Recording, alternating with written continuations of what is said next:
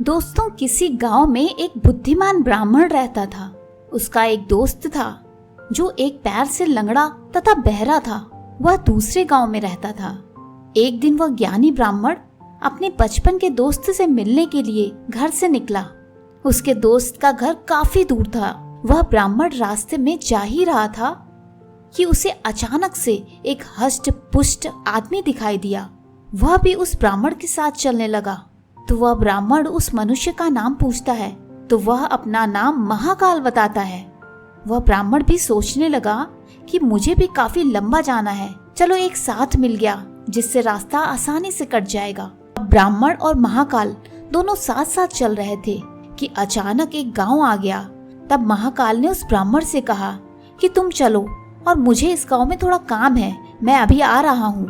थोड़ी ही देर में उसी गांव में एक भैंस ने एक आदमी को लात मार दी। थोड़ी ही देर में महाकाल उस ब्राह्मण के पास आ गया और बोला कि चलो। फिर वह ब्राह्मण उस महाकाल के साथ चलने लगा। थोड़ी दूर जाने पर फिर एक गांव आया तो महाकाल उस ब्राह्मण से बोला कि मुझे इस गांव में थोड़ा काम है, मैं अभी आ रहा हूँ। थोड़ी ही देर में उस गांव में आग लग गई। अब वह ब्राह्मण सोचने लगा, यह आदमी जहाँ जहाँ जाता है वहाँ पर कोई न कोई घटना जरूर घटती है। अतः वह ब्राह्मण ने महाकाल से पूछ ही लिया, भाई तुम कौन हो? ब्राह्मण की बात सुनकर महाकाल बोला कि मैं यमदूत हूँ, मनुष्यों के प्राण हरण करना मेरा काम है। उसके बाद ब्राह्मण महाकाल से पूछा कि तुम यमदूत हो तो ये बताओ कि अगली मृत्यु किसकी होने वाली है? तब महाकाल ने कहा कि अगली मृत्यु तुम्हारे उसी मित्र की होने वाली है जिससे तुम मिलने के लिए जा रहे हो। वह ब्राह्मण सोचने लगा, यदि ऐसी बात है तो मैं अपने मित्र से मिलने नहीं जाऊंगा। महाकाल ने ब्राह्मण से कहा, तुम जो सोच रहे हो ऐसा कुछ भी नहीं होगा, होनी अटल है इसलिए होकर रहेगी। थोड़ी देर में उस ब्राह्मण ने देखा कि उसका मित्र उससे मिलने के लिए बड़ी तेजी से चला आ रहा है। जैसे उसका मित्र उस ब्राह्मण के पास पहुंचता है, हृदयाघात होने के कारण उसकी मृत्यु हो जाती है। इससे उस ब्राह्मण को बड़ा पछतावा होता है। वह ब्राह्मण उस महाकाल से पूछता है, अच्छा ये बताओ कि मेरी मृत्यु कब और कैसे होगी? तब महाकाल ने कहा कि तुम्हारी मृत्यु ठीक 6 महीने के बाद दूसरे राज्य में फांसी लगने से होगी। वह ब्राह्मण फिर अपने घर गया और सीधे अपने राज्य में राजा के पास गया और ब्राह्मण ने राजा से सारी बात बता दी। तब राजा ने राज्यसभा में यह प्रश्न सबके सामने रखा। तब उस राज्यसभा में यह फैसला लिया गया कि यदि ऐसी बात है तो वह ब्राह्मण इसी राजमहल में 6 महीने तक रहेगा।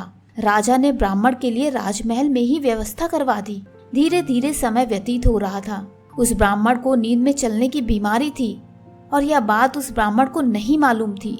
जिस दिन उसकी मृत्यु होने वाली थी उसी रात्रि को ही वह ब्राह्मण राजमहल से निकलकर दूसरे राज्य के राजमहल में जाकर राजा के शयन कक्ष में राजा और रानी दोनों के बीच में जाकर सो गया। सुबह जब राजा उठा तो उस ब्राह्मण को अपने शयन कक्ष में देखकर बहुत क्रोधित हुआ और उस ब्राह्मण को फांसी की सजा सुना दी।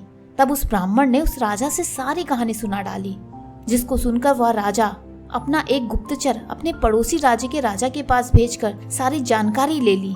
जिसको सुनकर वह राजा अपने फैसले पर बहुत पछता रहा था। लेकिन उस राज्य का एक नियम था कि एक बार राजा जो सजा सुना दे फिर चाहकर भी उसे कोई बदल नहीं सकता। राजा ने एक राजसभा लगाई और इसका उपाय पूछा। तब उस राजसभा ने यह फैसला लिया कि एक पतले धागे का फंदा बनाकर उस ब्राह्मण को पहनाकर अपना वचन पूरा कर लीजिए। फंदा पतला होने के कारण ब्राह्मण की मृत्यु भी नहीं होगी और आपके फैसले की लाज भी बच जाएगी। तब एक पतले पतले धागे से फांसी का फंदा बनाया गया और अगले ही दिन ब्राह्मण के गले में डाल दिया गया और फंदे को खींच दिया गया। सभी ने यह सोचा कि ब्राह्मण को कुछ नहीं होगा, लेकिन उस पतले धागे की वजह से उस ब्राह्मण का गला कट गया और खून तेजी से निकलने लगा। ज्यादा खून बह जाने की वजह से उस ब्राह्मण की मृत्यु हो गई। दोस्तों, हमारे भाग्य में जो लिखा होता है वो हर हाल में होकर ही रहता है, उसे बदला या काटा नहीं जा सकता। उस ब्राह्मण ने अपने बचने के लिए कितने उपाय किए, लेकिन मृत्यु के आने पर कोई उपाय काम न आया तथा उसकी मृत्यु हो ही गई।